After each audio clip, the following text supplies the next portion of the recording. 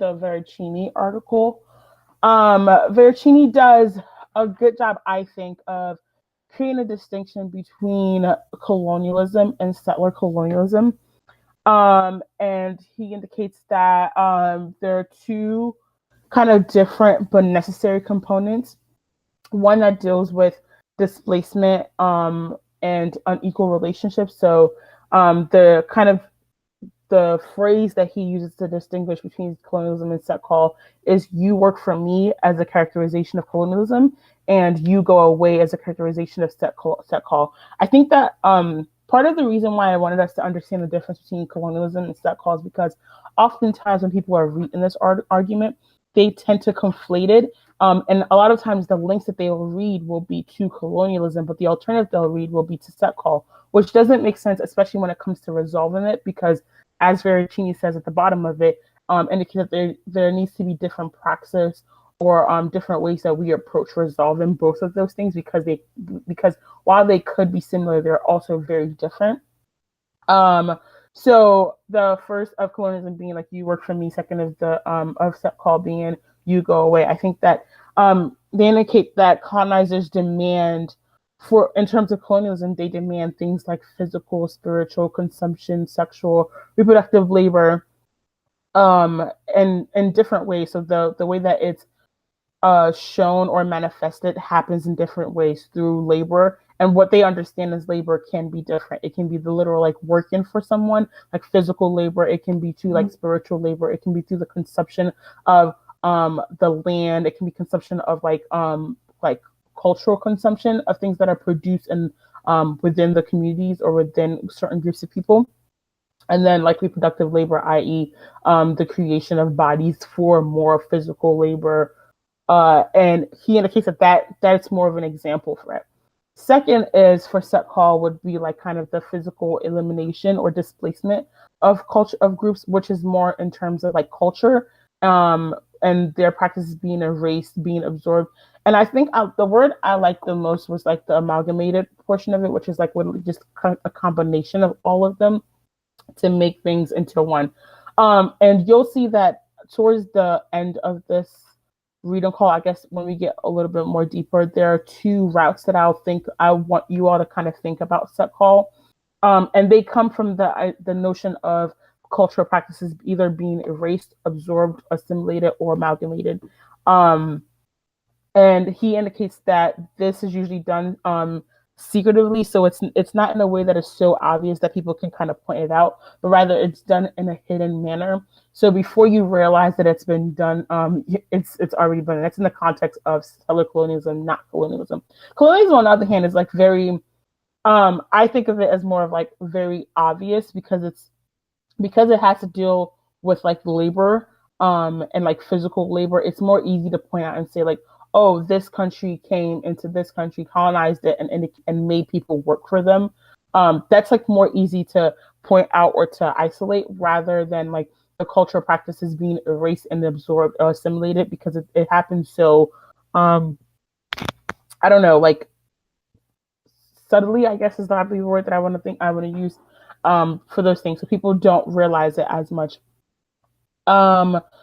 So when it comes to those things, right, for settler colonials, like colonies to be most successful, they have to kind of do it without people realizing it. It has to happen in the most simplest forms, simplest in lack of better words, I guess simplest forms, so that it's not recognizable or easily recognizable.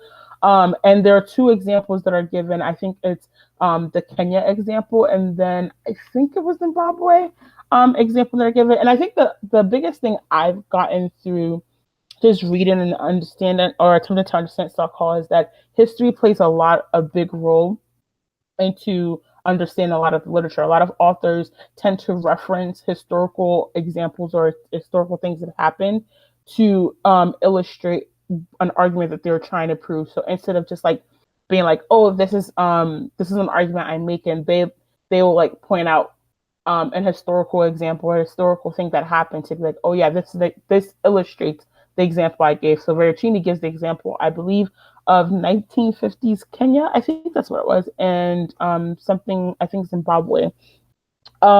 Did anybody kind of look up those two um, historical examples that he gives to illustrate the ways in which settler colonialism and colonialism can sometimes be um, mixed together without realizing it?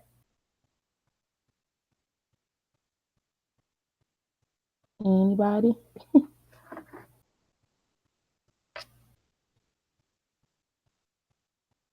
Okay. So the first one that's given for Kenya is the Mau Mau uprising, and in the context of that, it's about um the war that happened between when Kenya was still still colonized by by Britain, and it's the time period in which they tended to kind of and make themselves independent, I guess is the best way to put it. And it's kind of the ways in which that the war that happened as a result of that. And the reason that argument is utilized because he makes a distinction between the metropole and the colony, and that the ways that settler colonialism happens is that it blurs the lines between the metropole and the colony, and that was the attempt. So the uprising happened as a result of people not wanting the kind of the blurring of the lines to happen. So the ways in which the colony then became kind of the metropolis. So Kenya then became synonymous with Britain and vice versa, rather than it being recognized as a separate entity that was colonized by Britain. And his argument is that sometimes when those two things get intertwined, when sometimes they do, it's hard to delineate between the two, but the delineation is necessary in order to kind of resolve both how colonialism happens as well as the ways in which settler colonialism happens.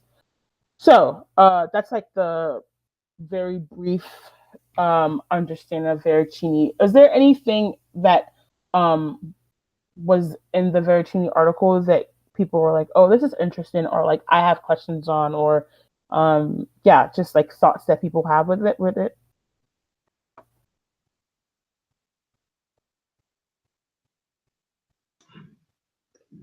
I had a question. I don't know if you're going to address this in a little bit, but Mm-hmm. about when I was talking about how decolonization is different from settler decolonization, and it didn't seem to spend a ton of time justifying this, but it said that within settler colonial societies, sort of trying to expand conceptions of rights results in assimilation. I was curious, why is this sort of intrinsic to trying to expand political rights, and why wouldn't that just be like a failed decolonization? Can you repeat that one more time? I guess, yeah, repeat the whole thing again one more time. So I think this was more in the part that was about the distinction between decolonization and settler decolonization.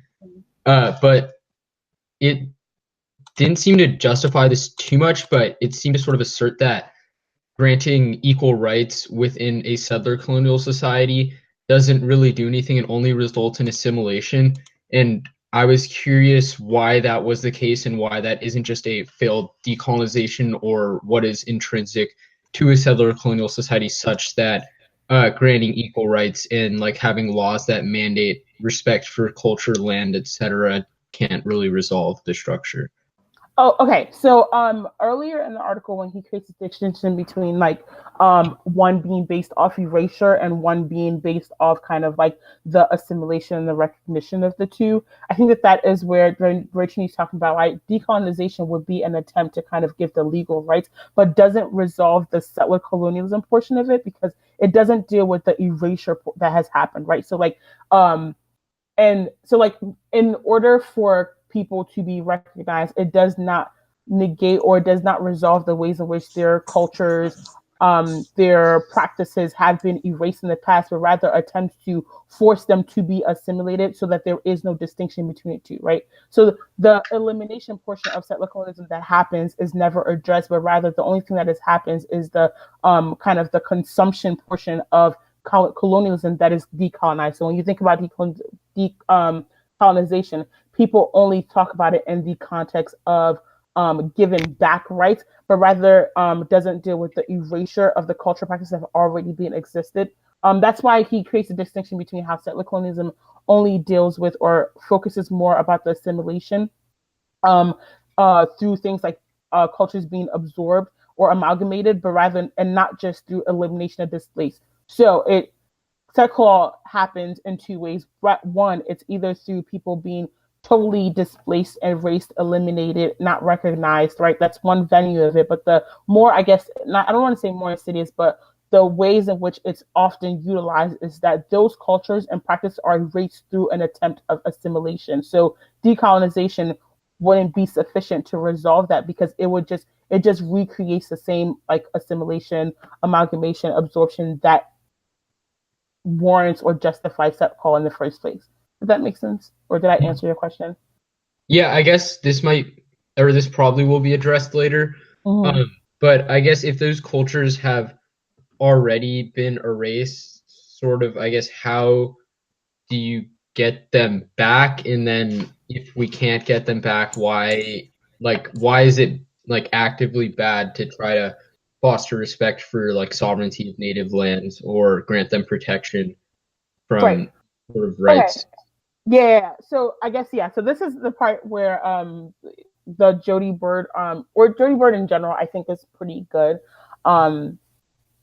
at talking about the ways in which we understand what they call Indianness. And they kind of characterize Sakha into two things, and that's how most links that you hear will fit within these two categories. At least that's how I've come to understand it. First is like through recognition and belonging, and then the second is through displacement and erasure. Those two things can operate separately and oftentimes do, but they also work together to substantiate each other. So, for example, displacement and erasure is necessary to create the conditions for recognition and belonging. So there has to be an erasure that happens in order for people to desire to be recognized and seek belonging.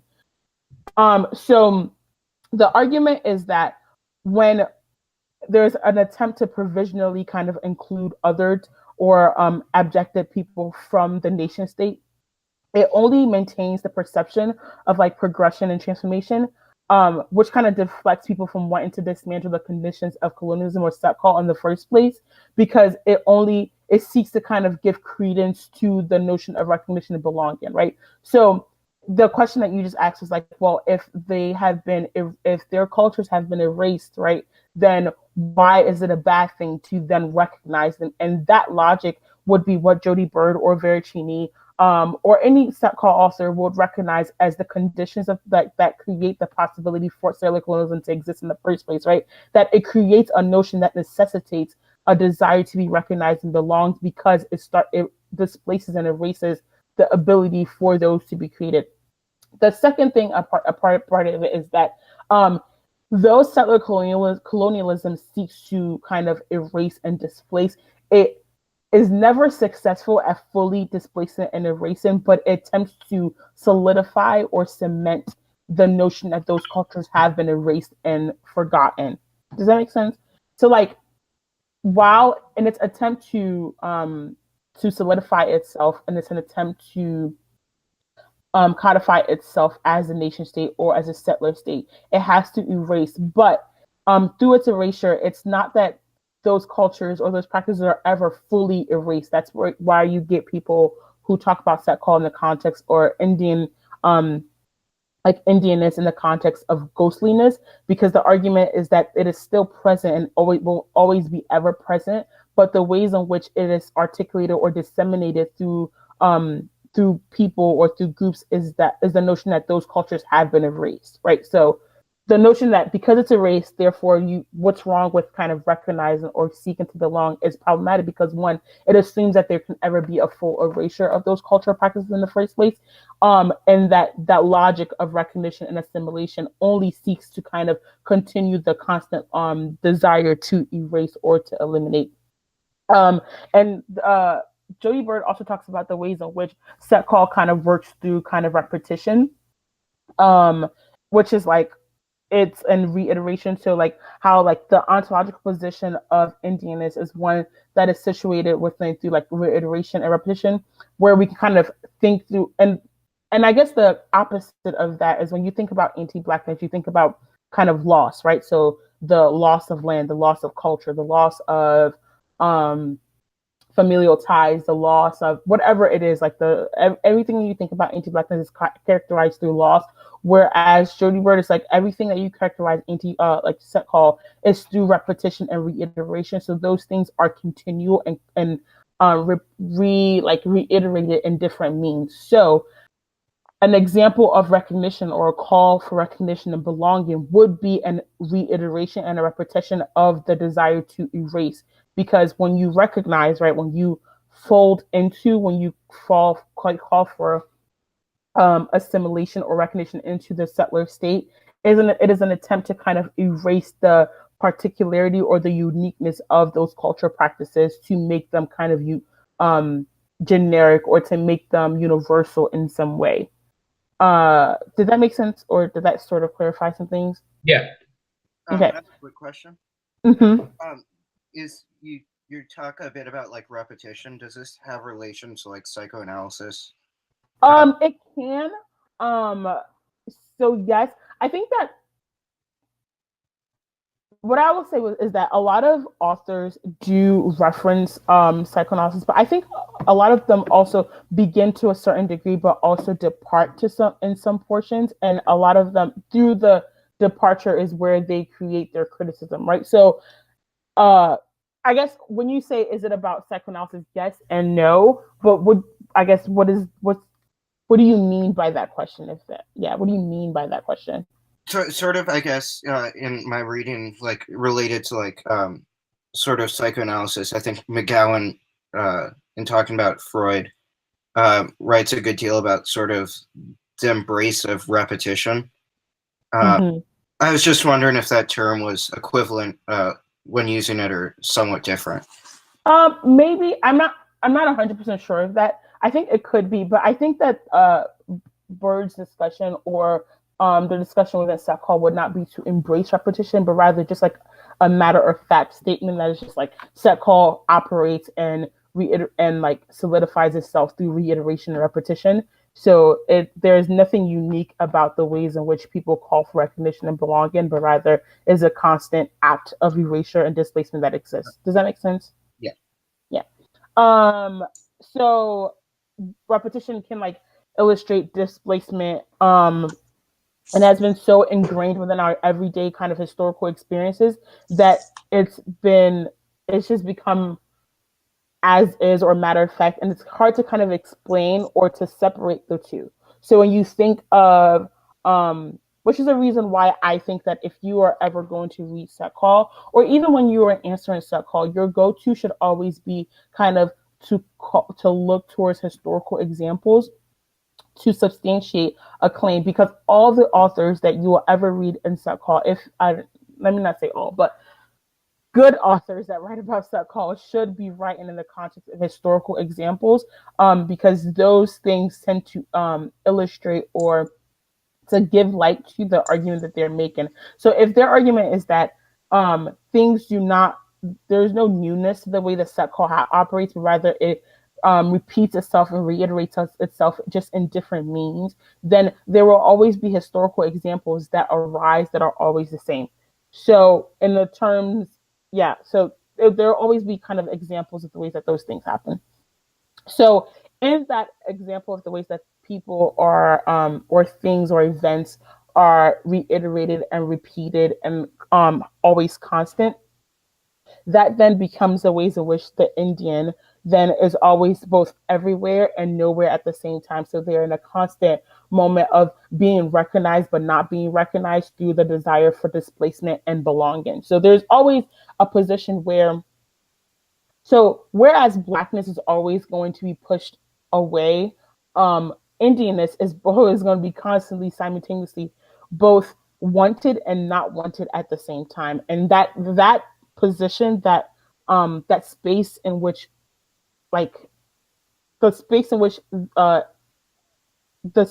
they exist, that space is what creates the ontological position of Indians. Did that make sense? I don't know. I feel like I was a bit repetitive, but in the way that we think of like blackness or black people as constantly being rejected or isolated or removed or negated, right? The ontological position of Indians then becomes the culmination of both rejection and acceptance at the same time, right? So as an attempt to erase the culture, but also to embrace those things to make to make normal. So to assume, to consume, to make itself. The ways in which that Vercini talks about earlier in terms of like how settler colonialism happens is because through like the consumption of things like cultural practices of cultures and practices or rituals, all of those things, the consumption of those things, the ways that or Indians are desired to be accepted, but the erasure of the particularities is the same ways in which that it also calls for a displacement of those communities. Does that make sense? If not, if you have a question, I'm gonna pause on that, and if anybody has a question thus far, go ahead and ask now. I have a question. Mm-hmm. What is the reason why like all countries want the erasure of Indian culture if it's not like based off psychoanalysis?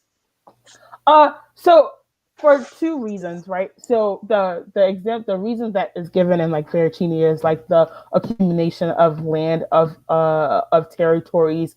That's what he indicated that that's what created the desires for like human rights, capital, all of those logic is just it began off the desire to get labor and also to get land, and those two things are just that's the reason. Now the way that it got exported and it's utilized on an everyday basis obviously led way to other things, but the reason I guess would just be if through colonialism was through the desire for labor, and then the second would be the desire through the desire or accumulation of land.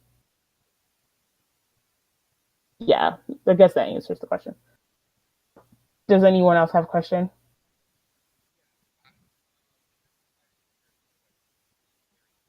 Okay.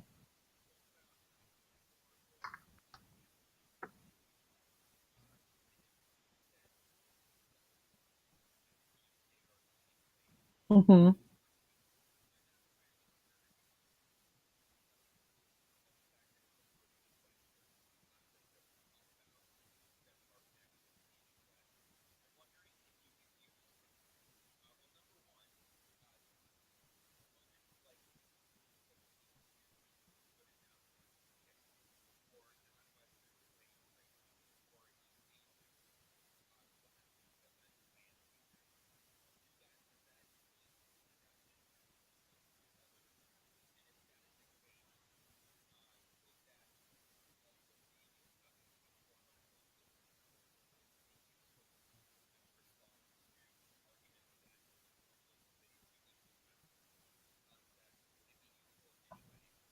Um, yes, yes. So I think that for example, the Veracini's article starts the examples that is given is not only in the context of like, US like clearing of the land and the creation of the new world, right? But recognizing the ways in which that, and I think that's part of the reason why they talk about colonialism as a focus of like labor, and then to start with colonialism being a question of culture practices. I think that yes, there are examples. There are numerous examples actually of ways that colonialism takes place in other countries, and takes place in other countries. How that colonialism also takes place in other countries. I think that if that is true, it doesn't negate like arguments that talk about how like kind of the Western understanding of set call is unique, but rather all it does it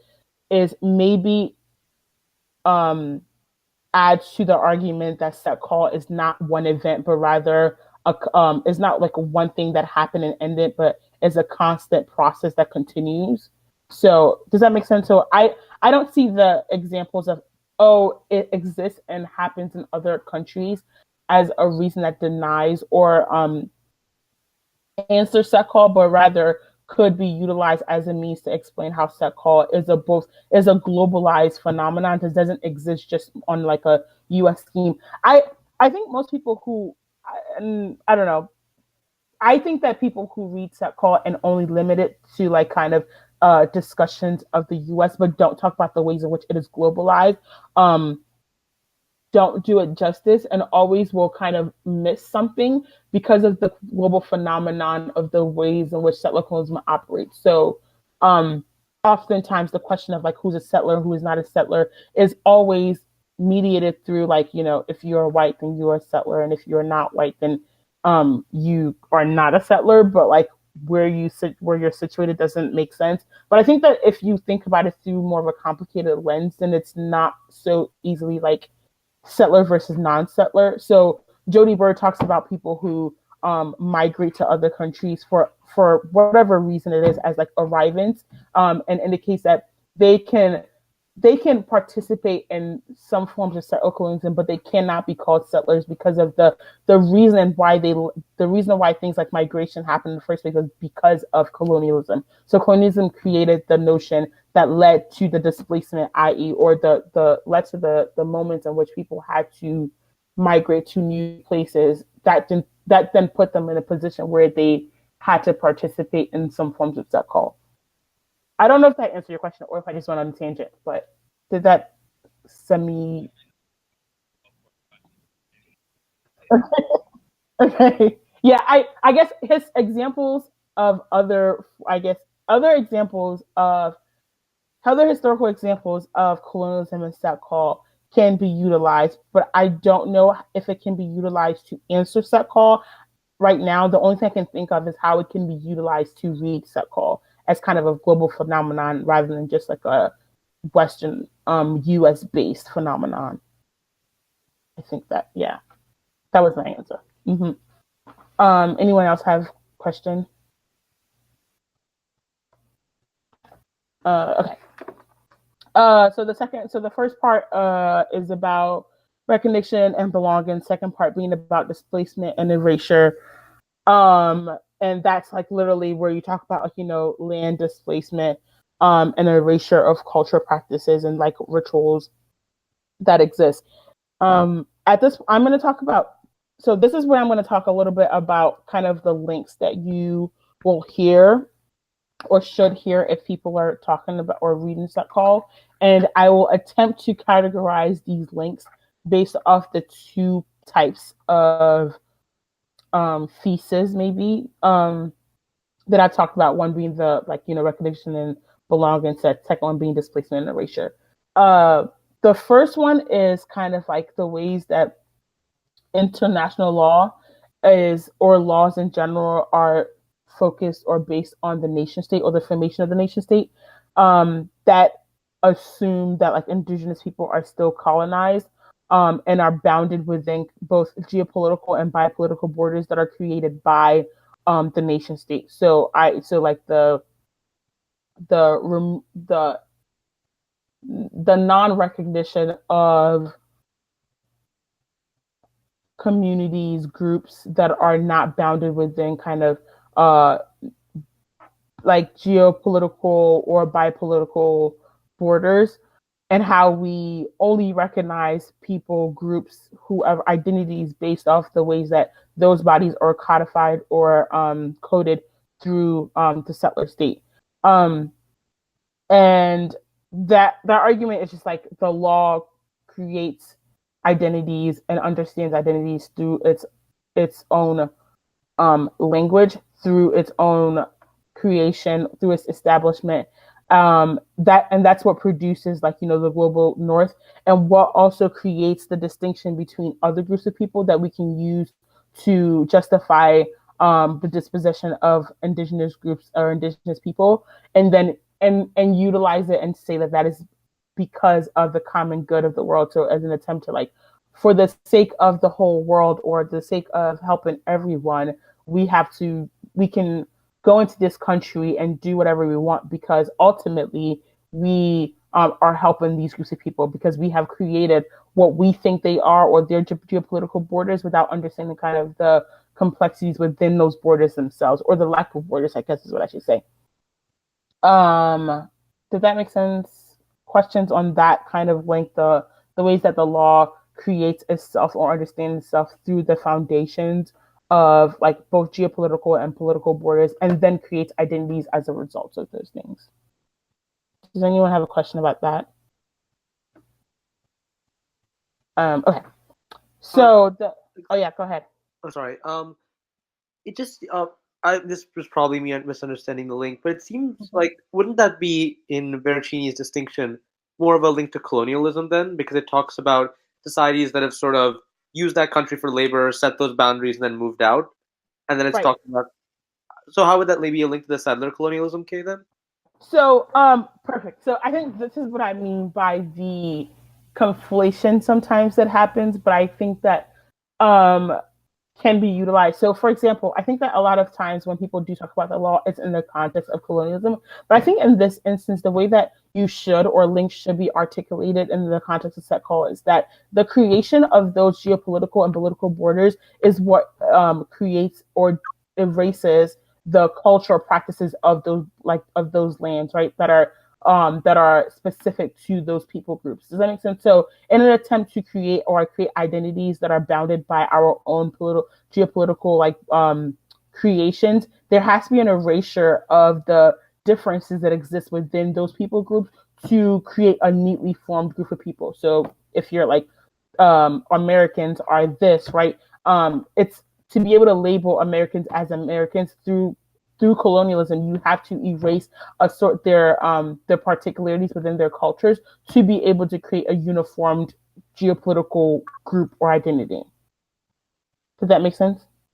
Thank you. Mm-hmm.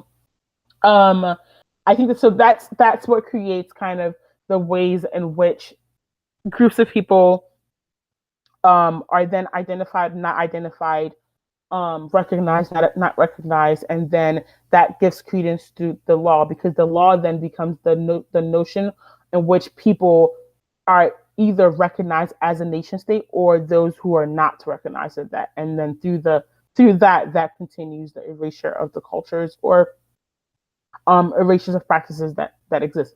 That then through that the ability to name, through the ability to kind of create the distinction between it, that's also what creates justifications for things like human rights or equal rights, because that creates a desire for recognition, right? So when there is a group of people that exists and we're able to be like, well, this group of people, they are this is, I don't know, if there's a group of people and we're able to identify them and see that these are this is, trying to think about, I don't know, this is the purples. We'll call them the purples. I don't know. In order to be able to characterize that group of people as needing like an establishment of human rights or equal rights, there has to be an ability to identify which parts of the culture that are not in line with the settler state that are problematic, and then parts of the settler state that are good. And through an attempt to criticize or to label which ones are problematic, that's how we create the need to give human rights to people or to give equal rights. That then legitimizes the law to be able to be the only standard in which we understand how people get human rights or how people are even recognized as humans or non-humans. Yeah.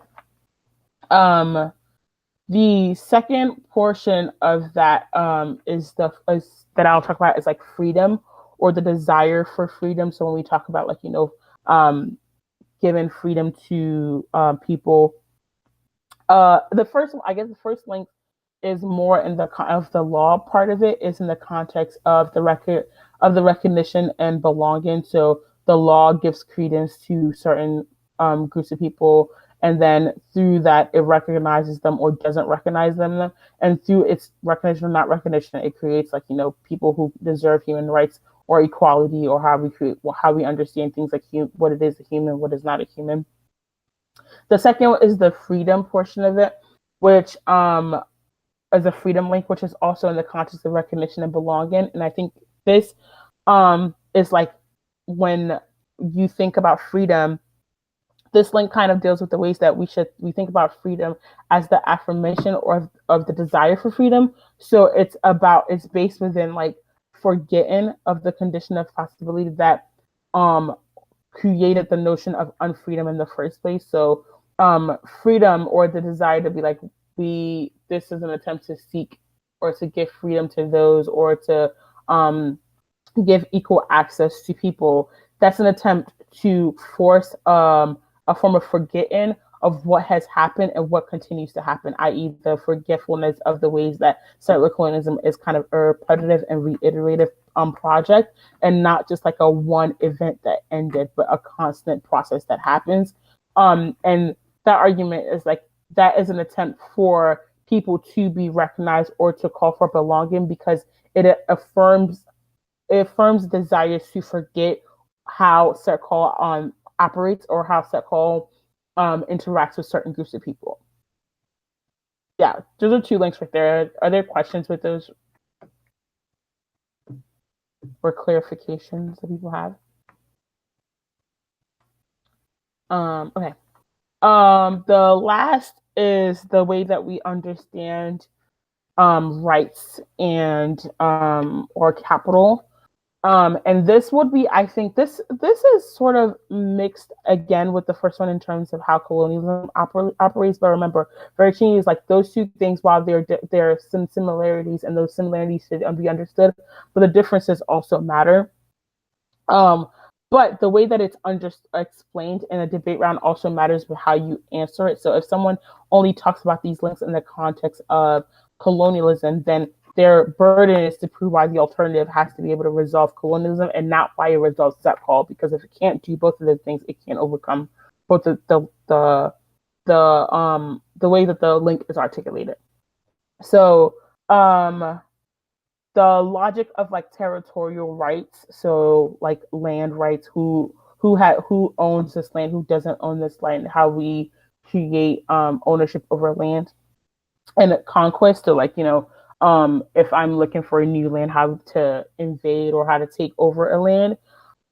Those 2 things is what created the logics of like civil rights and capitalism, i.e. territorial rights became the foundation of civil rights, through like, I have the right to this, I have a right to own this, you don't have a right to own this. Those kind of logics of territorial rights is what created the notions of civil rights.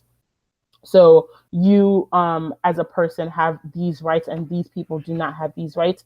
And then the notion of conquest then became the notion that created things like capital or capitalism, right? Because it created the notion of what can be taken, what private, like privacy, private rights, the logic of ownership, all of those processes of capitalism then were cemented through things like conquest and territorial rights.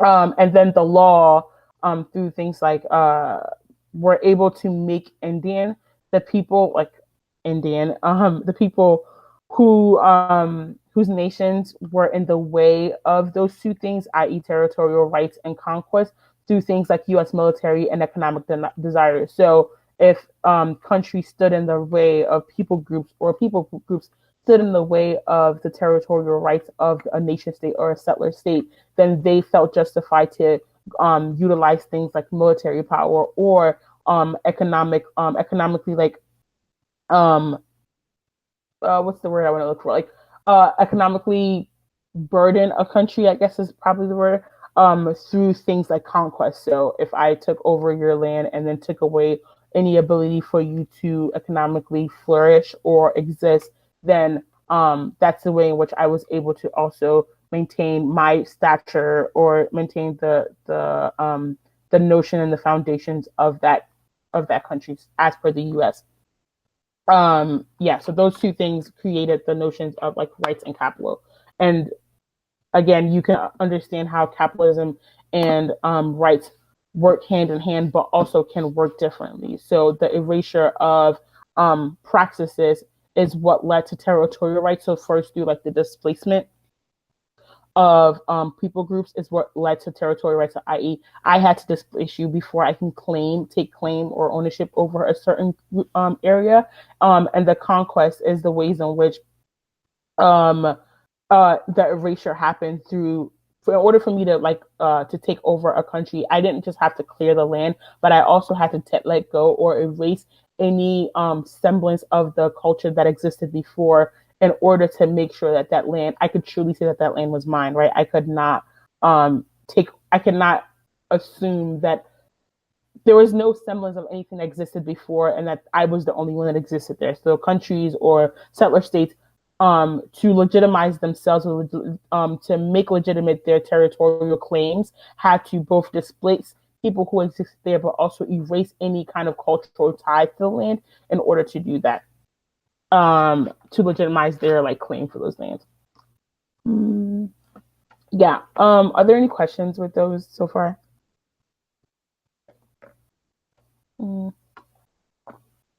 Okay. The other thing that I'll talk about, and I'll talk about this briefly because this is I don't know, really, it's complicated, and I think it goes into other forms of criticisms that aren't just focused on set call, but do have to do with set call. But I think it's important to talk about because a couple of the links that I've seen people or people who have talked to me about in terms of set call have been in the context of this. So yeah. The concept of Indians as ghosts or understanding Indianness as ghostliness is an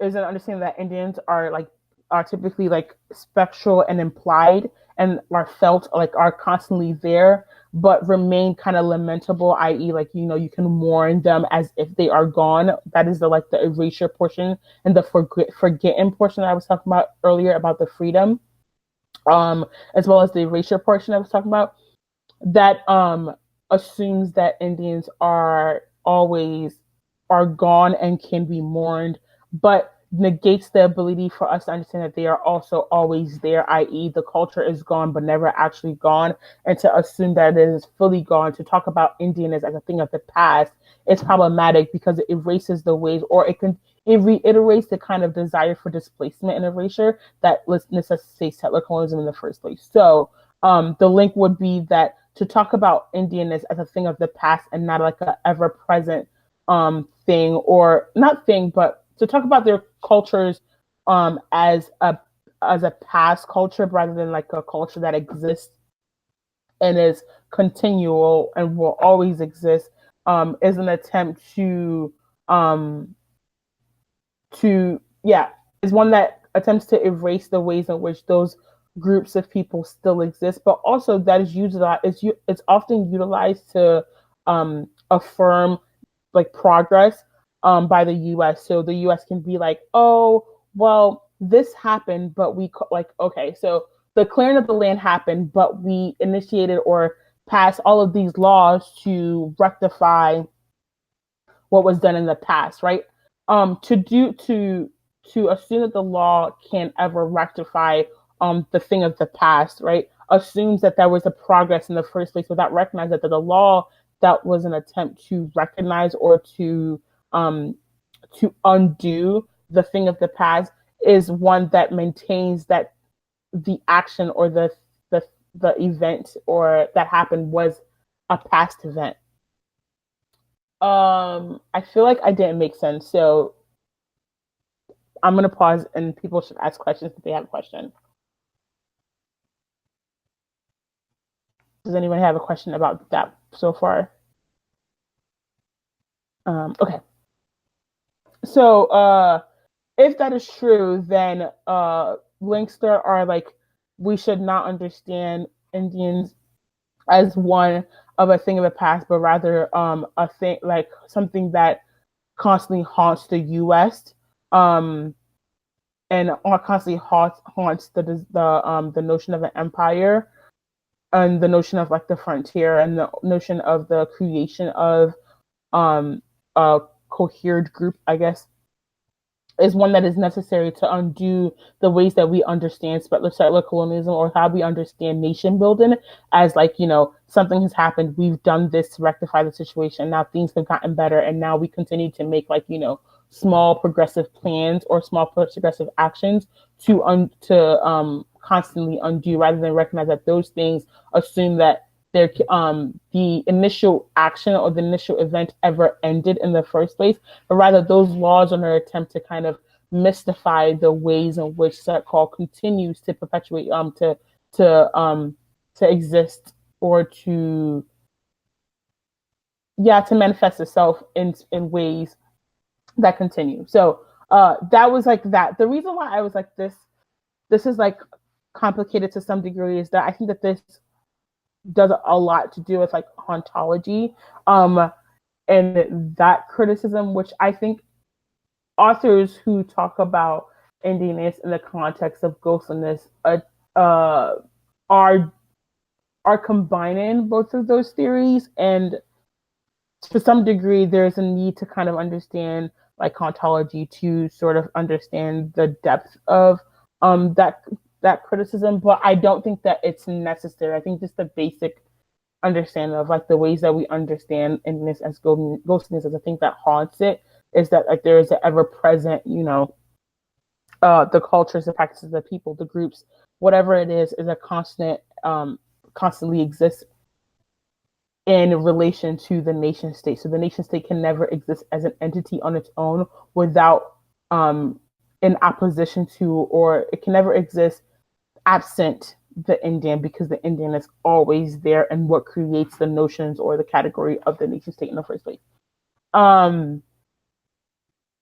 Yeah. Are there any questions? Quick question. Yeah.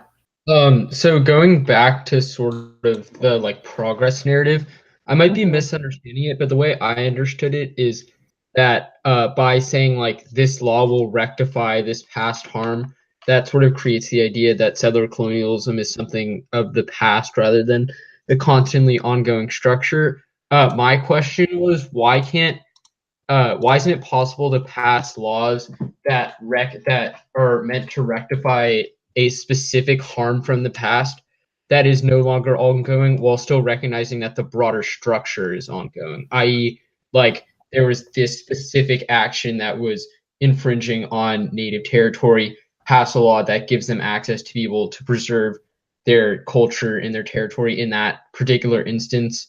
Why does that necessarily obscure a broader analysis of the way in which settler colonialism is constantly ongoing?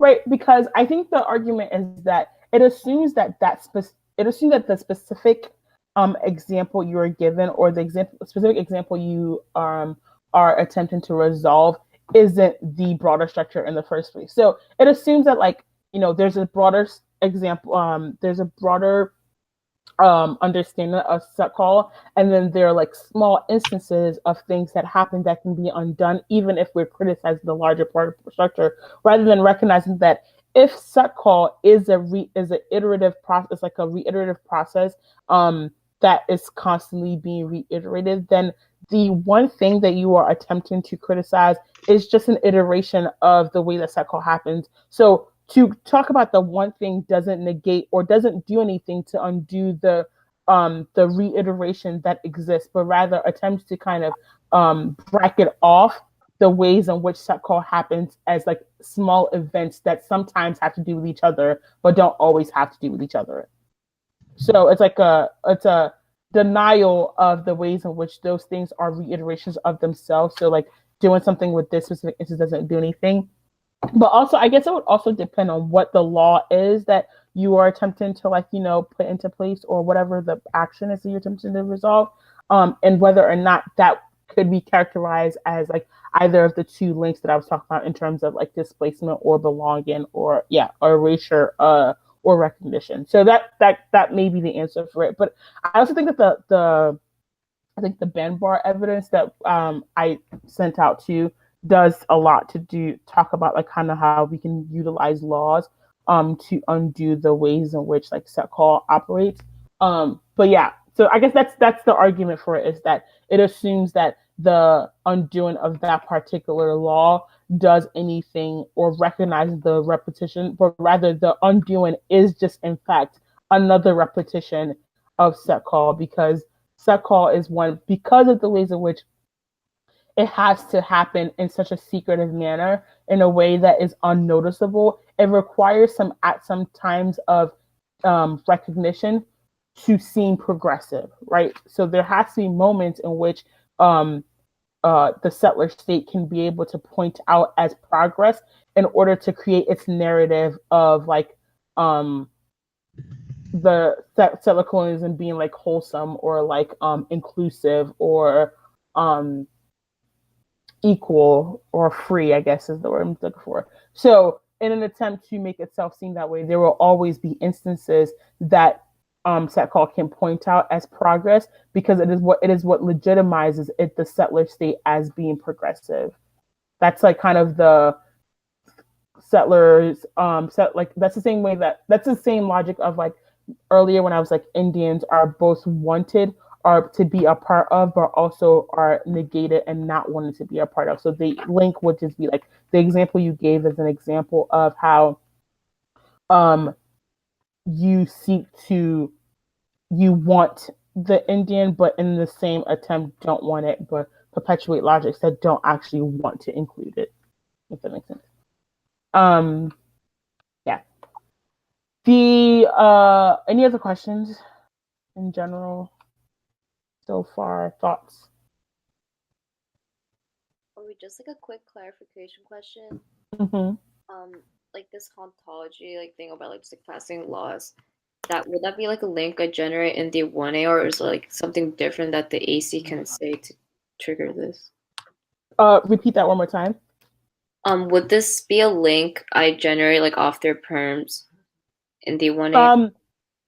It can be, or it can be. So it can be generated from the 1AR, or it can be from the 1AC, right? So oftentimes people make this argument because they know that most of arguments that will happen in the 1AR will characterize it that way, or that if there is like a specific act that attempts to like pass a law to rectify something, it will talk about that law in the past, like as like a past tense thing, and not something that is a continuation of the project of set call. So I think that you can have it in the NC one to anticipate in the AR link, but also as in the NC in talking about the way that law functions, because law will always seek to kind of recognize things as something that has happened, and then the new law being one to undo the thing of the past. So you can always have that criticism based on how law operates. Okay. Yeah. Any other questions?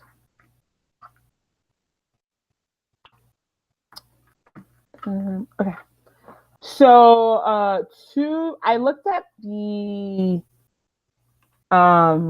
two cases that Paris sent out, and I guess this is where, let's see how I do this. Let's talk about the Banbar article, I guess, and then go from there. Let me pull up my notes of that.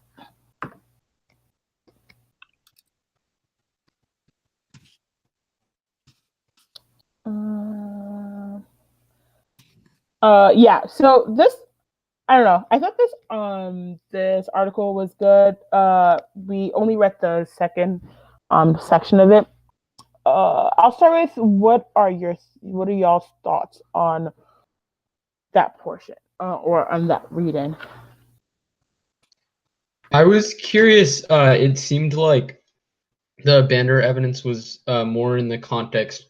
Was like analyzing an Indian Supreme Court case, and it seemed to be like more directly applicable to colonialism than settler colonialism. I guess how would we need to contextualize it to apply to settler colonialism and to sort of answer neg pushback that's like this is about like India, it's not about natives or right.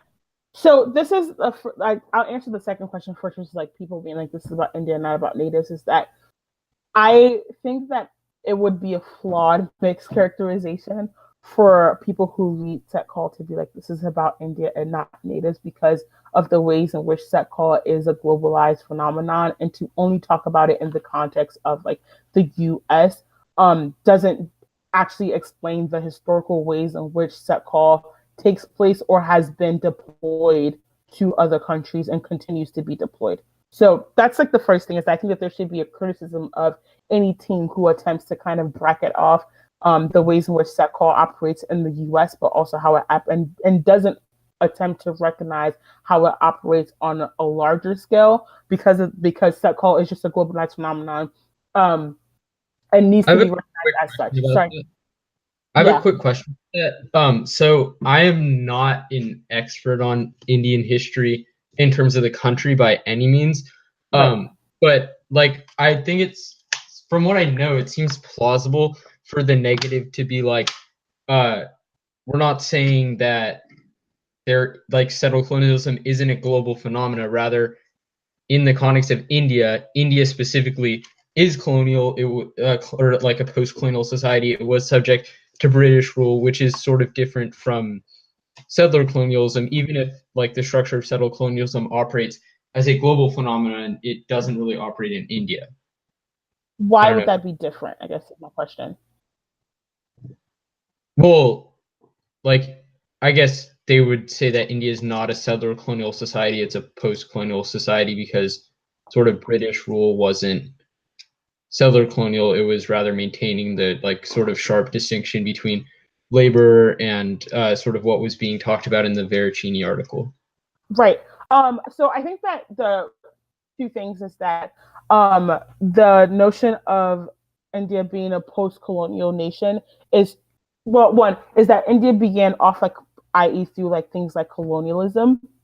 But there are definitely, but it is, yeah, I guess the creation of India, while it started off kind of like the labor portion of it. Also, there was like the ways in which the culture was in order, as I was talking about before, is that in order for countries to establish themselves, there also has it can't just be kind of like the work that happens, but also kind of a displacement in order to legitimize itself, right? So to make itself concrete, maybe is the word, maybe, or just to legitimize itself, it has to be some form of erasure that happens through things. The second portion of that is that this card is more in the context of kind of criticisms of legal praxis as an attempt of like recognition. So it would be in the context of people who read criticism of the law as one that aims to recognize bodies or countries or individuals. Does that make sense? So it won't be just like a generic answer that you can have to set call in general, but it is one that I think is good in the context of people criticizing the law as an attempt of legal recognition, and which would be like the first type of link that I was talking about, which the first example of the law link that I gave when I was like, it is both a discussion of set call and also both a discussion of colonialism, because the ways that people talk, most of the time the way that criticisms of the law are written are in the context of the ways that the law recognizes people insofar as it creates utility for those bodies. Does that make sense? Yeah, I think so. I guess, actually, yeah, I'll wait. I had another question about the article, but I'll wait until you discuss it some more. Go ahead and ask now. Yeah. Okay. I was curious, like, with a more like straight up policy app or an app that doesn't really seem to be the sort of rupture that Bandar is discussing, do you think this card is still valuable, or does it really only make sense when the affirmative is an example of like sort of challenging Western notions of personhood?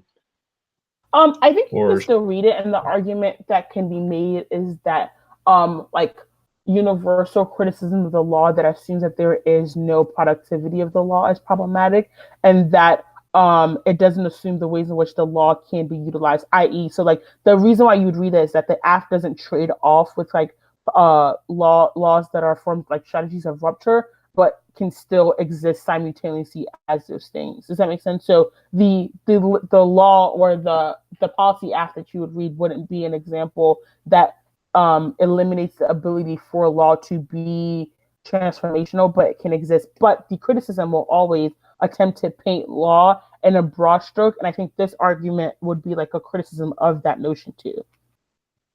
Okay, that made sense. Did anyone else have a question?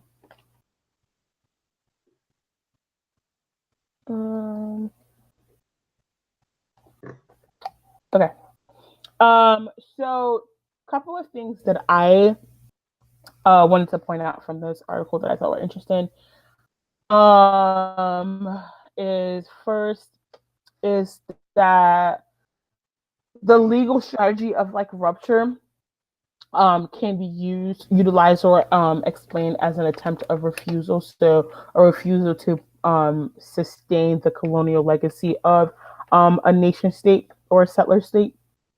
So laws that attempt to transform or shatter how we understand current political discourses in favor of creating a new one is necessary because it undoes and challenges the ways in which like legal discourse is cemented through other means of the law. So the first is like one, a recognition of the ways that laws can be problematic, and I think that every AF does this because the like resolutions are written to recognize something that's problematic that needs to be resolved. So that's the first thing, it's like a recognition of like the flaws that exist within laws, and it can't be just like within laws generically, but should be done within the context of specific like situations or specific examples. Yeah. Then the second portion of that is like not just the recognition, but the refusal. So the refusal of the way that the way that laws are created in that context, and how those things also maintain the colonial regime. So, i.e., if you're hitting this criticism, the way that you would utilize this, like one, status quo is problematic because of whatever reasons, and that if the alternative cannot undo the way that the status quo understands its colonial, its legal self, then all it does is perpetuate the ways in which, or cements or solidifies the ways in which the law sustains itself. Sustains itself. So it would be like unless the alternative is able to kind of undo and create a new legal system that doesn't exist on the colonial foundations, there needs to be it can't just be a recognition of the law being problematic, but also a refusal and an undoing of the ways in which the legal system existed on colonial order. Or else they are an affirmation of the status quo, which means that they would be an affirmation of kind of the colonial legal order that they seem to criticize itself, which is a reason why the laws would be good, or like changing the law would be good and necessary.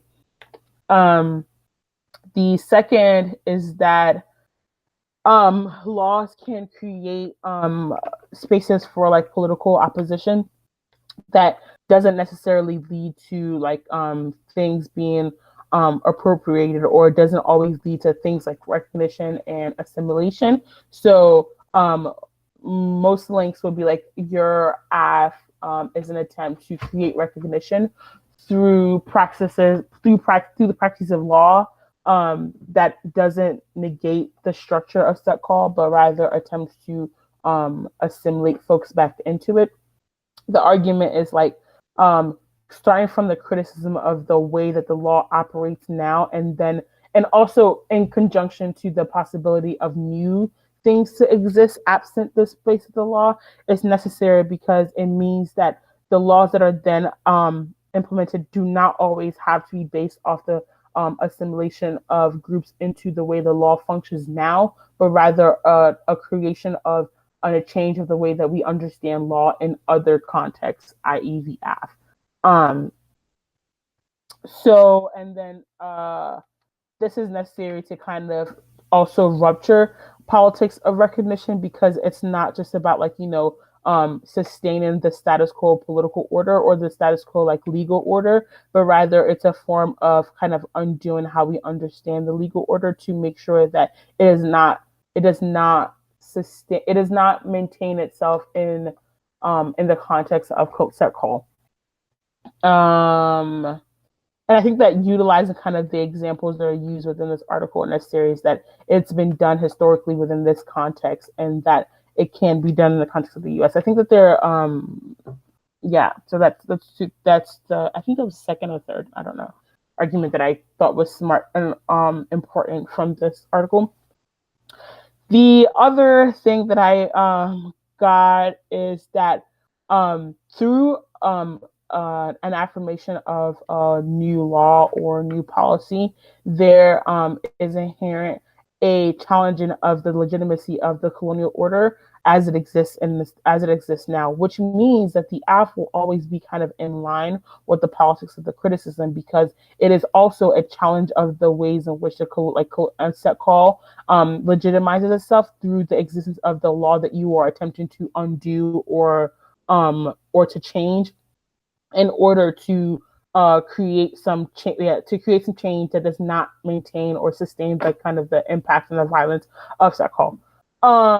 The third is that through things like an affirmation, or when individuals or communities affirm specific instances of the law, it becomes a way in which we can understand that the law can be criticized and can be taken apart to create new forms of law. But rather, when we always start from the position that the law is bad, it means that we solidify the law as being something that can never be changed, which means that it sustains its power. So if you're like, the law will always be as is, and we should just completely overhaul it, it gives the law too much credence and power, which allows for it to just do whatever it wants to do, because we believe or sustain itself as something that can exist and will always exist in the way it exists now, unless we completely overhaul it. Rather, the criticism or the AF is an attempt to recognize that the law can always be changing or ever changing,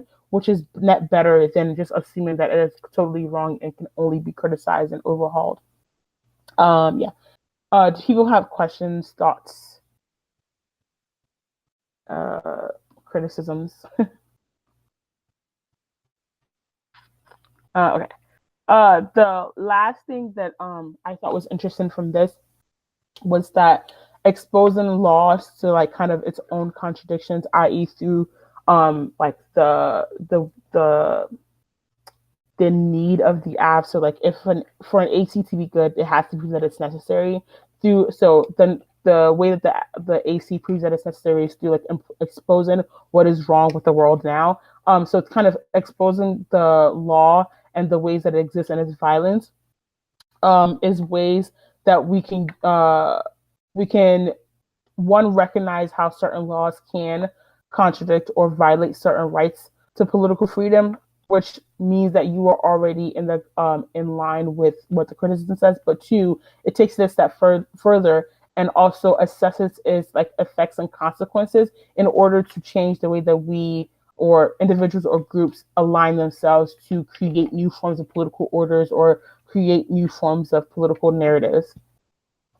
Those are the 4 or 5 things that I got in the context of the Bandar evidence that I thought was good when we were thinking about how we think about law in the context of set call, is that there is a need to kind of not only think about set call in kind of a totalizing way where we think of it as law is always bad, but rather that laws can be utilized to create change if, one, we can recognize the problems of how it exists now in order to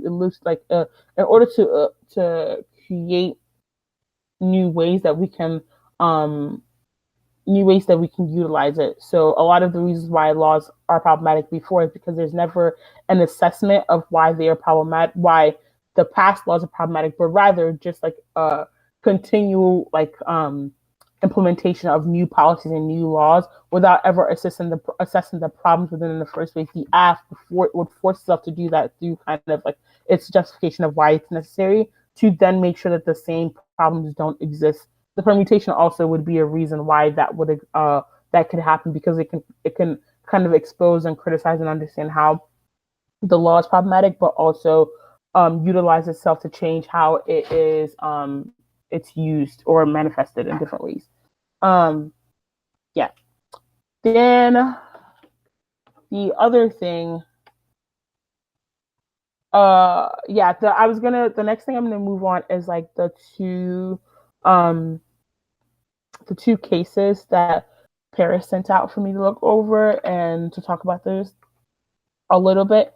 But does anybody have questions for the 2 read-ins that I sent out so far?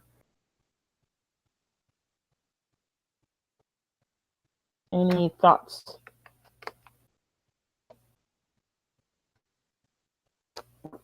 Okay. So the first one that I saw was the 2 alternatives, I guess, that I saw. One was, actually, let me pull them up. One was the ethics of incommensurability, which was the Tuck and Yang stuff. Sorry, I'm pulling that up.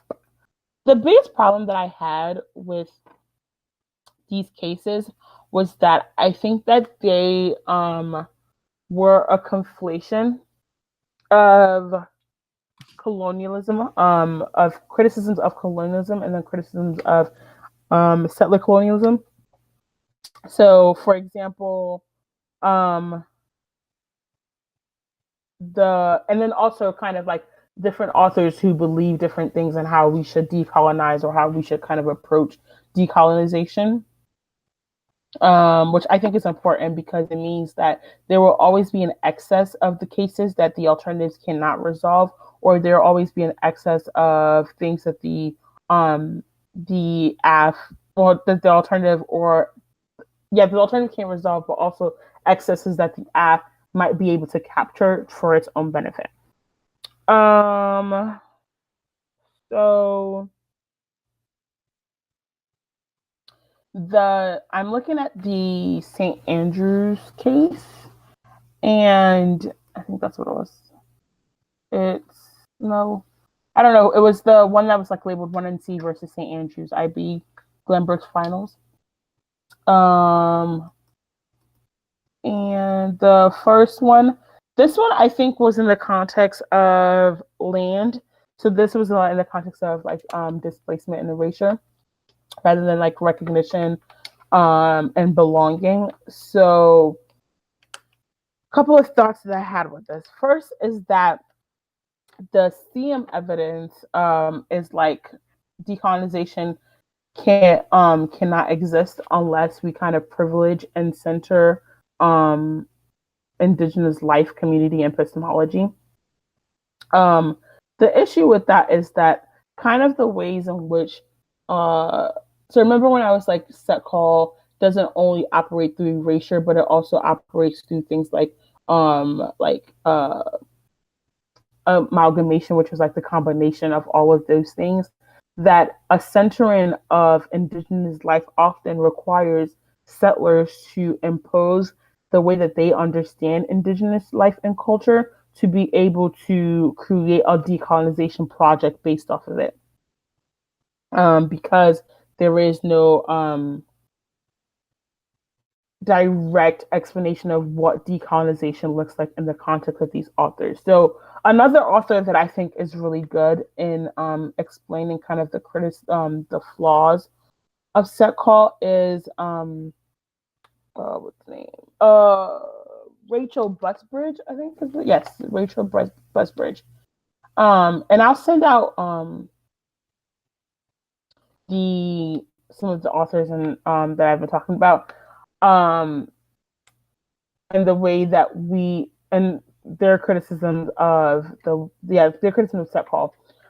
But Rachel Busbridge indicates that there's like a deficit that exists when it comes to kind of imaginary settler decolonization, and that because there's always going to be a discrepancy in the way that we understand a solution to settler colonialism is in the context of decolonization. So the argument is that because there is no clear action plan, I guess is what I say, or a clear action plan of what should be done in the context of decolonization, there's always just like a statement of decolonization needs to exist and decolonization needs to happen to undo set call.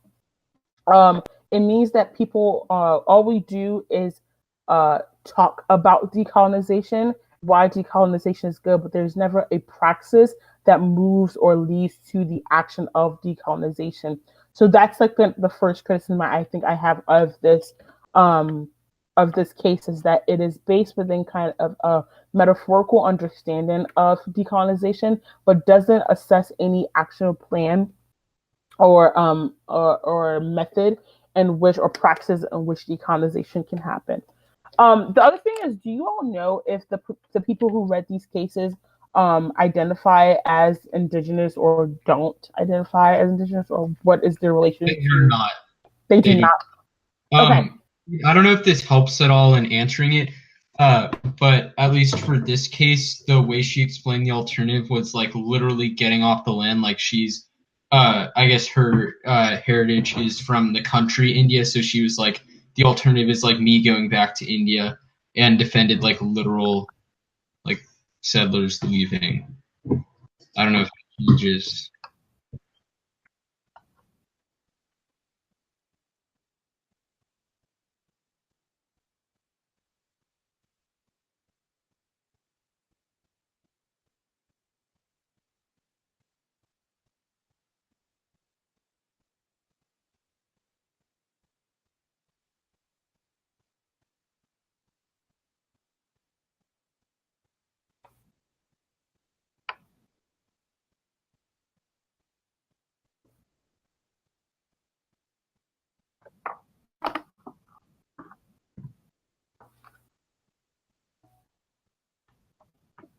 Mm-hmm.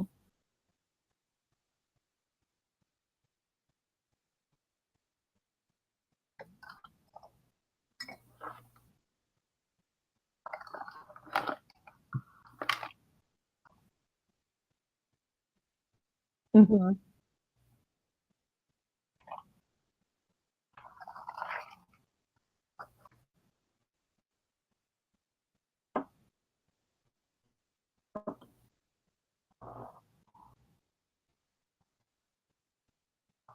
Okay. So the first thing was like the abstraction or like the desire for practicality is a form of set call.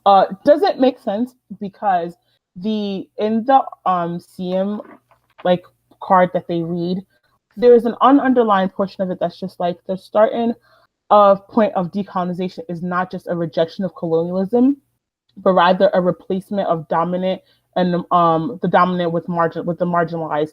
Decolonizing projects seeks to reimagine and rearticulate power, change, and knowledge through a multiplicity of epistemologies, ontologies, and axiologies. And if that's true, right, then there needs to be an advocate or an affirmation of what forms of epistemologies, ontologies, and axiologies that they will defend as the ways in which we kind of reimagine and rearticulate power, or else it lends to kind of settlers creating what they think and understand decolonization projects to be without ever making sure that it is in line with the ways in which their authors are talking about, right? So if we don't talk about the details of how decolonization practice happens, all we end up is an oversaturation of people having ideas of how decolonization happens, which recreates the same thing that their author talks about, which is like, people being like, oh yeah, I know exactly what we should do, but it's never in the context of undo it. So like, if settlers leave the land, right, it does nothing to recognize kind of the erasure and the displacement that has happened. All we've done is literally been like, okay, we're going to take your land, we're going to ruin your land, and then we're going to leave. Now you handle how to fix it, right? Which is not taking accountability or doesn't actually do anything to undo how colonization happens. Second is that it does nothing to do with how colonization happens on an interpersonal level, but only deals with it on kind of like a state level. Does that make sense? Where, as I think that this card is in the context of the ways in which people can be complicit in both like literal interpersonal level and both like on a larger broad scale level, and they don't do anything to resolve that. So this literally is like one of the parts of this card is like complicity cannot be collapsed into simple and neat categories without right historicizing the political legacy of colonialism and the way in which it manifested and continues to manifest itself both here and across the globe. So Indians going back to India doesn't do anything to resolve settler colonialism across the globe, right? It just all it's done is just attempted to kind of pacify and mystify, i.e., the act of forgetting that I was talking about it being problematic, by being like, well, if we all just go, then we can forget this ever happened and it'll all be resolved because we're no longer here. But rather, that is the act of forgetting that leads to the continued erasure of indigenous practices and groups of people, right? And also, does anybody have thoughts or about that? Okay.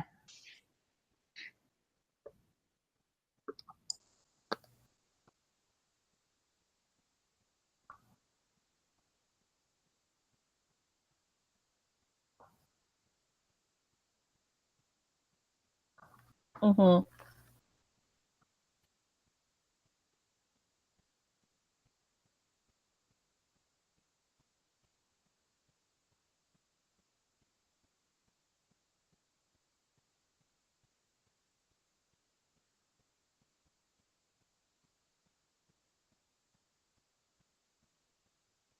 Right. Especially because like the get off the land articulation doesn't make sense when it's like what happens when the land that you go back to is not um what happens when there are ties to both lands, right? What happens when there are ties to both lands? How do people kind of characterize which land to get off and which land to go to? Especially with the ways that like communities, lands, whatever are ever changing through things like colonialism. And there are always territorial like disputes as per set call. How do those things resolve itself? Right? What happens is like you get a bunch of like rich people who leave the U.S. or semi-rich people who leave the U.S. and then go back to like tribal groups back home, and then are able to be like, well, I'm back here. This is mine now because I'm also there, without ever thinking about the ways in which they have also westernized or have become westernized tends to conflict with the ways in which tribal lands exist or participate in relation to certain groups. It's like the same thing that happens now when like immigrants come here, take like uh get whatever it is they need that's necessary. And this is also why I think that Jody Bird's like criticism of like understanding immigrants as settlers is good, because she's like that notion is problematic because it never forces us to kind of think and undo the ways in which migrants are forced sometimes to be in a certain locality because of settler colonialism in and of itself, and to tell migrants to go back to their land in which they came from is the example of how settler colonialism operates, right? It's an attempt to kind of exterminate without stating that as an extermination, that to tell migrants to go back to India or to wherever it is that they go to does not recognize the ways in which that could also lead to the extermination of certain groups of people who had to escape wherever they were from to come here as a result of settler colonialism in the first place. Does that make sense?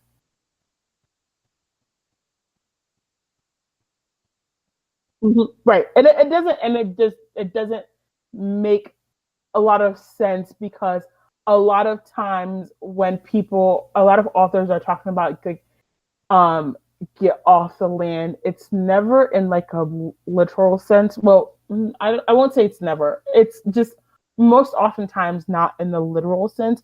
And I also believe they're off the alternative author they read. I think it's Tucking Yang. It's definitely not talking about um getting off the land either. So it doesn't make sense in that context because Tucking Yang has the kind of explanation, sort of a little bit, of what settlers should do and what settlers should not do, and literally being like, well, let's just go back to wherever you came from. Is the settler move to innocence, right? Because that's like that does not require you to kind of assess the ways in which you have been complicit within settler colonialism. All it's done is for you to just kind of absolve yourself by being able to be like, well, I'm leaving now, and that's it, right? Um, yeah, so that's part of the issue with that too. I think there was another thing you all said. Sorry, I was trying to write it down, but I didn't get to write it down. It was the explanations for practicality are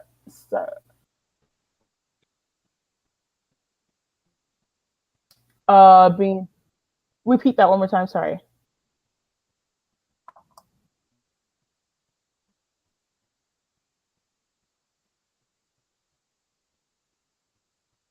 Yeah, I think that logic of like go back to India. This is, I think, part of it is like that is utilized by settler colonialism to create notion of identity. And so, like, remember earlier when I was like, oh, the way that settler colonialism happens to solidify itself is that nation states are able to identify groups of people as those who belong and those who don't belong, and to easily legitimize itself, it's able to exterminate those that are that it's able to characterize as not part of it. That's the same logic in which that justifies things like us being like, oh, we should build up borders or we should build up the wall because we're able to kind of easily identify those that we characterize as not belonging here and those who do belong here. And that's problematic because it means that interpersonally, we are easily able to kind of discard people that we don't think should fit into the space.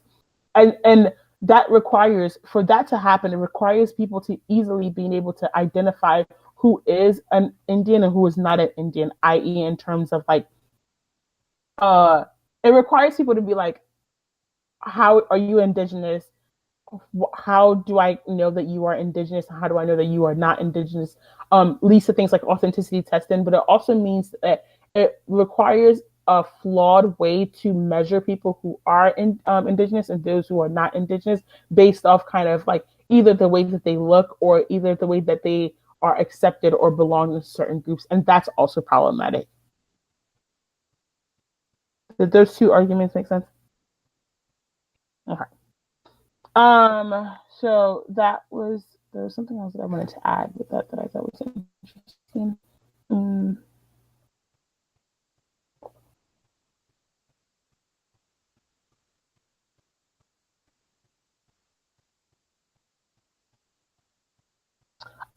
The other thing is that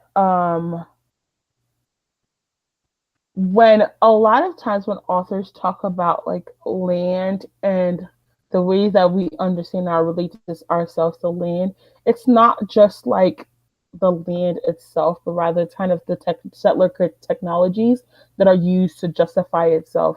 So, or kind of a separation of the self from the self from indigenous rituals, practices, whatever it is, to legitimize the self. So to kind of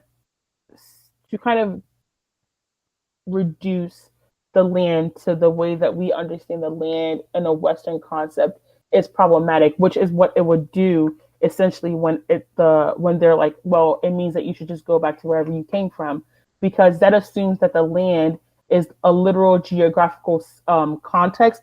It means that they still operate through geopolitical and biopolitical borders of what is America, what is not America, what is India, what is not India, which we create set call. So like set call was settler colonialism was able to create boundaries of what a certain nation was and then identify it as that nation. And to tell people to go back to that nation means that you are still legitimizing and affirming the naming of those places and those groups as those things.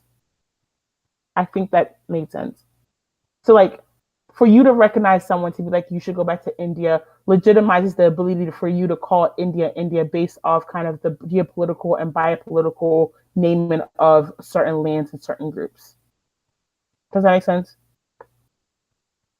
Yeah, no. I'm gonna go with yes. Okay. The other thing was that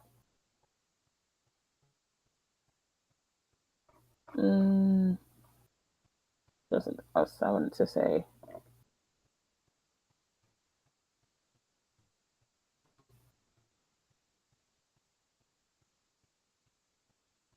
The other argument that I thought that I think is good is that to focus on land alone kind of fails and only erases lands, groups, and communities that were not legible or written down or recognized as legitimate lands. So most of the time when people read like land-based politics, they start off being like, do you know what land we are on, right? And it's like, well, we're on this land, and this is the history of these people, and that is problematic because the ability to name certain groups of people is simultaneously an erasure and a disavowal of the groups that were not legitimized or not written down into history, and that we should never be kind of comfortable with being able to neatly identify groups of people as per what we can research, because those things are never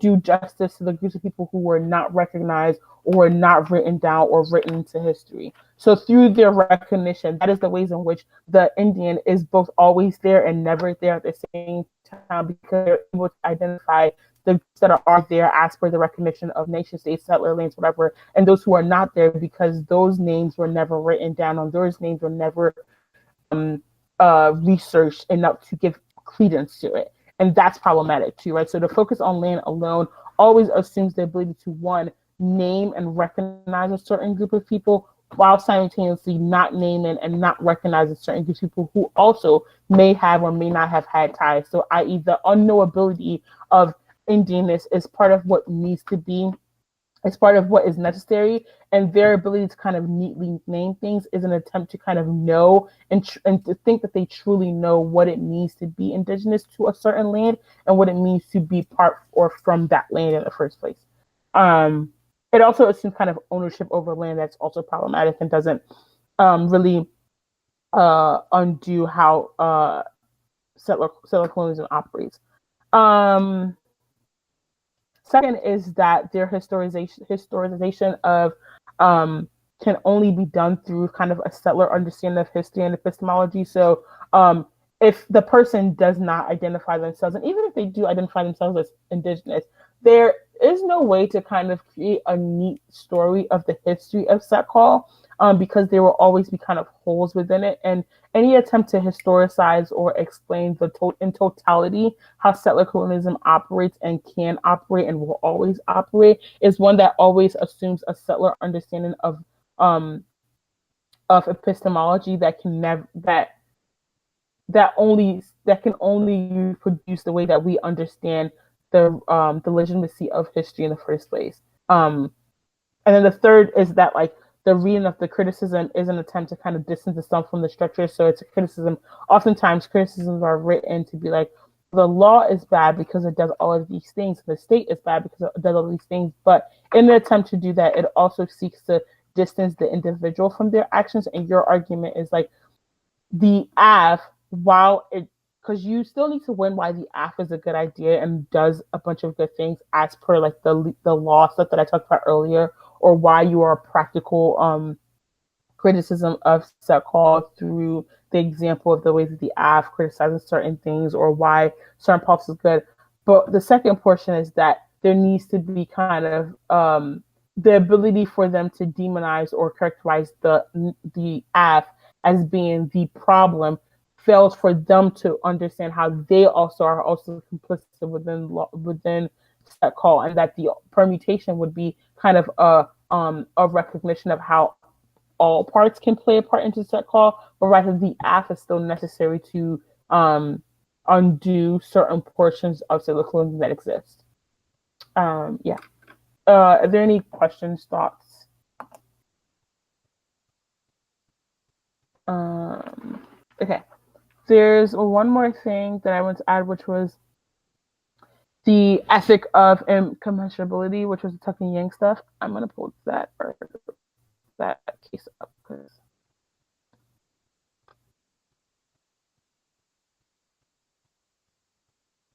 I think that's the one from the Meadows one, I think.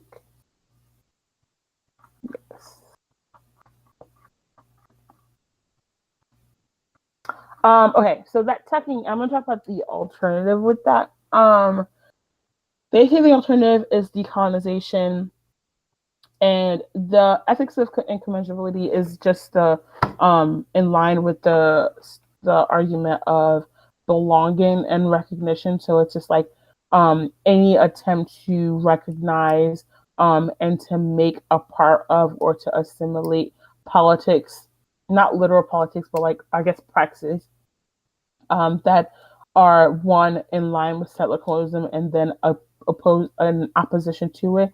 Those two things cannot be put together, and that there always needs to be kind of an oppositional relationality to those two things. So the problem with that is that there is never a neat politics that is, well, I guess maybe, but there's no way to articulate how something can always be a criticism or an opposition to set call, and then something can always be an affirmation of or maintain settler colonialism, right? That the AF being a complex AF means that there are portions that will always be in that criticize the ways in which settler colonialism operates. Therefore, and if they can't really kind of a trade-off argument for why the AF necessitates the creation or the necessitates the existence of settler colonialism, then there's no reason why those three things are incommensurable. So to win the incommensurability argument, they have to win that there is a trade-off that happens between the AF and the negative. And if those two things are even true, it's also a reason why the alternative can never resolve, because the alternative has to be able to undo not just the AF, but also undo kind of the ways that the status quo sustains itself through set call. But the card in there, it talks about how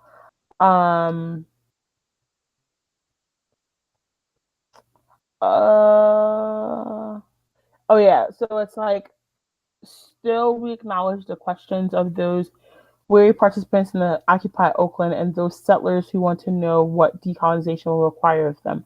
The answers are not fully in view and cannot be as long as decolonization remains punctuated by metaphor. I think this in line with the first thing I was talking about how decolonization always remains at a level of kind of like a statement without praxis. And that being bad is necessary because it means that these authors, I guess to say, recognizes the ways that it is inevitable for settlers to kind of want to know what decolonization will require of them, and decolonization movements have to be prepared for those things and have to acknowledge those things, because unless decolonization is able to move from being just a metaphor to an action that is happening and can happen, they have to be kind of ready to deal with those things, or else it will fail, right? Because then all you do is you have settlers who exist, who continue to live their daily life without like kind of clear things that they can do to resolve things, while people are constantly trying to decolonize. And those movements are always either burn out, they'll burn out, be co-opted, or fizzle out because there's no clear line in the ways in which they can exist, because it'll always remain at a metaphorical level. And the people that are kind of that need to know, or I don't know if I would say need to know, but people who should understand how set call operates and how they can be complicit in set call are never given the opportunity to know. Therefore, they continue in their practices and utilizing settler technologies, which only re-perpetuate like the ways that violence happens. And then it says to fully enact an ethic of incommensurability, it means relinquishing settler futurity. That means that the alternative can never solve, because status quo means that there will always be a desire for futurity with or without the plan. Second is that it abandons the hope that settlers may one day be commensurable with some non-native people. The AF can still recognize, so the permutation can be a recognition that settlers can be incommensurable to native people, but that the plan or the action of the AF is a good idea because it leads way for native people to exist in not to exist outside of the purview of settlers, or to exist despite the existence of settlers. But rather the status quo would be an example of the ways that settlers feel as though, or continue the narrative that native people can never exist absent them, or cannot exist absent them. Does anyone, those are the kind of thoughts that I have for those alternatives. Mainly because a lot of these just seem to be kind of criticisms of the state in general, but not like or like just generically how settler colonialism operates, but none of it seemed to be in the context of any specific plan that was being read, and maybe it was done later on, like in the NR, but I doubt it. So yeah, I think the onus is on them to kind of explain the ways in which the act perpetuates the way certain ideals or ideas that they the authors that they kind of talk about. Yeah. Yeah. Does anybody have questions about the cases, or have you encountered something with set call that you've had a question about or have thoughts about, or something you wanted me to clarify on? Oh, go ahead. Okay. Do you think there is an alternative that could actually like rectify the erasure and forgetting of the indigenous people in the past? Is there an alternative that can rectify the erasure? I don't know about rectify, but I think that there can be alternatives that can be explained to analyze why the erasure exists, which is necessary to kind of forefront. So the alternatives, I don't know if they can like rectify it, because I don't, mainly because I don't really know what that means in the context of this, but I do think that there are ways that you can explain the alternative as an illustration of the ways in which settler colonialism attempts to pacify or to erase, but the alternative is an example of bringing to light the ways that like indigenous operates, right? So that's why people read like the ghostliness of Indians, because their arguments like that is a way in which we bring to light that Indian is not a thing of the past, but a constant thing exists that undoes the ways that settler colonialism can operate, because it only operates through the ability to kind of erase and negate the idea that that Indianness is a thing that still exists. So yes, I think that there are alternatives that can be utilized to be like, these happen. Also, I think that there are alternatives that are more particular, and are not like generically this alternative resolves all set call, but there are alternatives that are like in the context of like undoing how we understand things like treaty building, or understanding how we understand territorial contracts. All of those, there are different alternatives that are more specific to different ideals of set call that I think are also good, depending on which route you want to go. Okay. Oh wait, so settler colonialism isn't like Afro-pessimism, where it's saying like nothing can actually be changed. There's like methods through which we can resolve settler colonialism. There are authors, yeah. So there are different authors that believe different things that can be done, right? So I think I would say the same thing for Afro-pess. Like there's one known author, I guess people like who have older sense, like nothing can be done. There are definitely more pessimistic authors that talk about set call, but there are also authors that are like, we can be pessimistic about how the world operates now, but there are things that we can do. And it's not always like we should pass a plan, but it's like there are ways that we can approach or align ourselves with certain things that change the way that settler colonialism produces itself. So there are authors that are like, the way that the particular mode in which settler colonialism operates is through treaty making. Therefore, we should undo how we understand how we create treaties and how we relate ourselves to treaty making, both on an interpersonal level and a structural level, and that can undo the ways that people are erased and displaced. And that can be like an alternative that you can use. Does that make sense? And then obviously there are authors that talk about like, give back the land in the both metaphorical sense, but also and some literal, I guess. There are also people who are like, give back the land as an attempt to kind of show how set call can never, like the land can never be given back in the way that it was taken. So maybe we should move towards kind of ending the way the world as we know, like the new world. So there are those kind of authors as well, and it just kind of depends which route that you want to take when you're thinking about it. Okay. Someone else was going to ask a question before that. So I've encountered this argument a couple times, and there's sort of two different ways in which it's been explained. The first one is like the USFG doesn't have the jurisdiction to pass policies on stolen land, and then the second One is that, like, as a non-native judge, you don't have the jurisdiction to vote against native scholarship or make like ethical judgments about policies. How would you deal with those sorts of claims? Hold on. First is don't have jurisdiction to pass policy. Second is don't have jurisdiction to vote against. Well, okay, so I'll answer the last one first. The second one is like don't have jurisdiction to vote against it. One is that it assumes that as a non-settler judge, you have the jurisdiction to affirm native scholarship in a way that gives it meaning. So it assumes that voting for the negative then gives meaning to the scholarship that was read, and that the scholarship cannot exist absent the affirmation, which is problematic anyway, and recreates the kind of the criticism that they're talking about, I assume.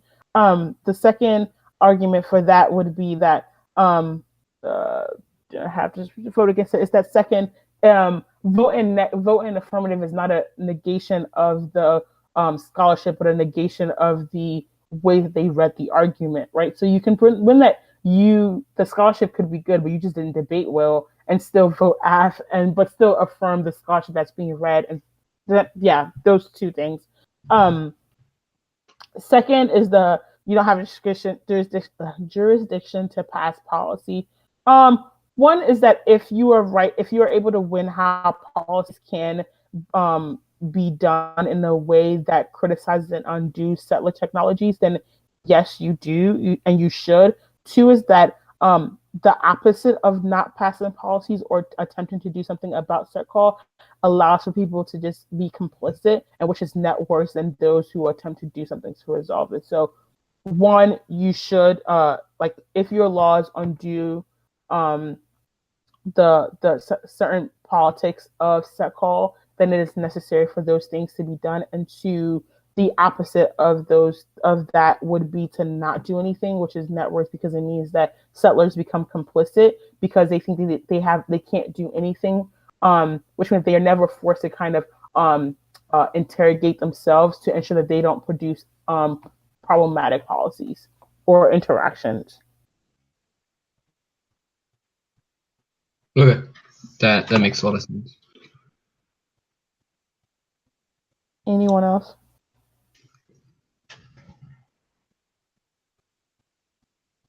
Oh, how would you? I guess like you probably have touched on this already, but how would you sort of organize like in later speeches when there's sort of like moving parts in terms of like frame? Repeat that one more time, because you were like breaking in and out. So can you do it again? Okay. So like how would you organize in later rebuttals with like all the moving parts, like framework, the permutation, the like quote unquote ontology portion of the debate, the like link debate, these like jurisdiction claims? How would you like try to organize that? So first is, I think maybe I'll start with their theory of power. You always need to kind of unpack. Well, I would say you should always start with your offense. So start with like whatever the impacts of the 1AC is, but and why that exists outside of the alternative, or why the alternative can't resolve it, whatever it is. And the second would be to disprove their theory of power.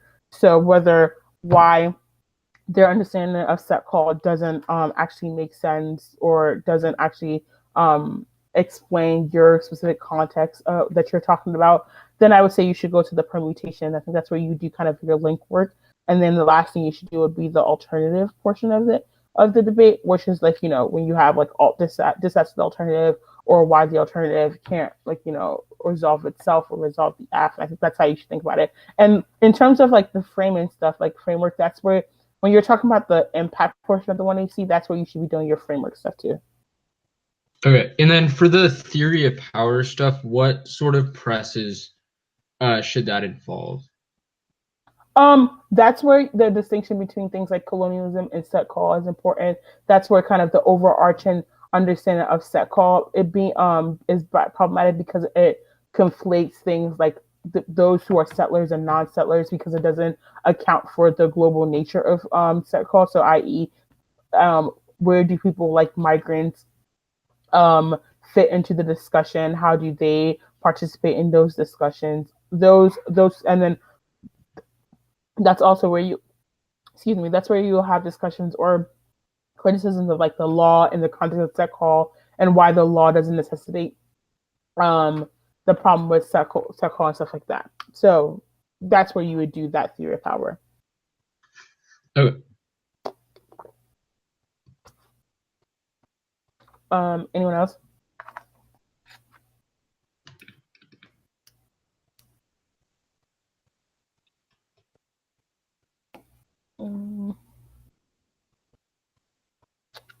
Nothing else? Okay.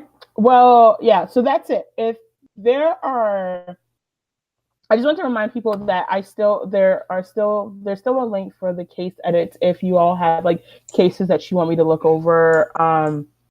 That's still a thing. So just send those to me and I can look over them. And then if there are cases that people are reading against you, let me know that you want me to look over. That's also a thing. And yeah, and just send it out and I'll be able to like help out in whatever way that I possibly can. But if no one else has a question, then I think that's it. Oh, I just had one more question. What do you think the 1AR should contain? Obviously, like, depends on what the app is and what like specific links they're reading, but do you have like a general idea of what it should contain? What the 1AR should contain? Definitely like a permutation, a criticism of theory of power, and the alternative, like answers to the alternative. Okay. Those three things I think are necessary to win on the YAF. Also, I have another question. Mm-hmm. So I saw this quote. It was like, settler colonialism is not about race; it's about land. Does that have to do with the fact that, like, what you mentioned before, like, there's like an overwhelming desire to like take land, but it's not necessarily about the race?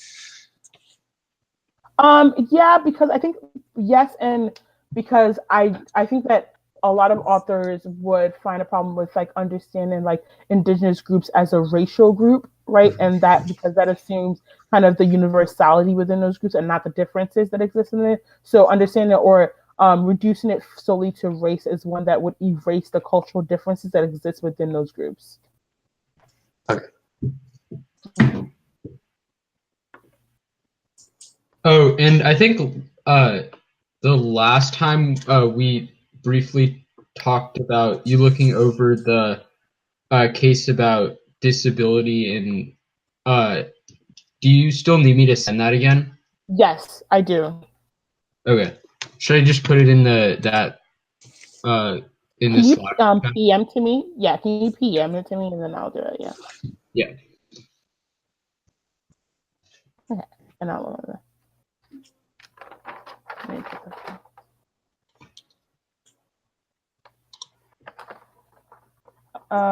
is there anything else?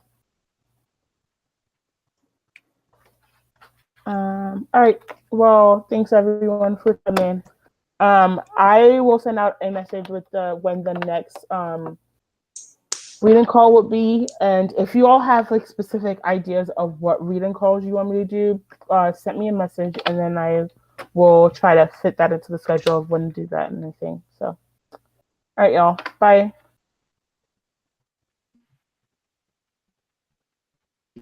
Oh yeah. Okay. Thank you. Thank you.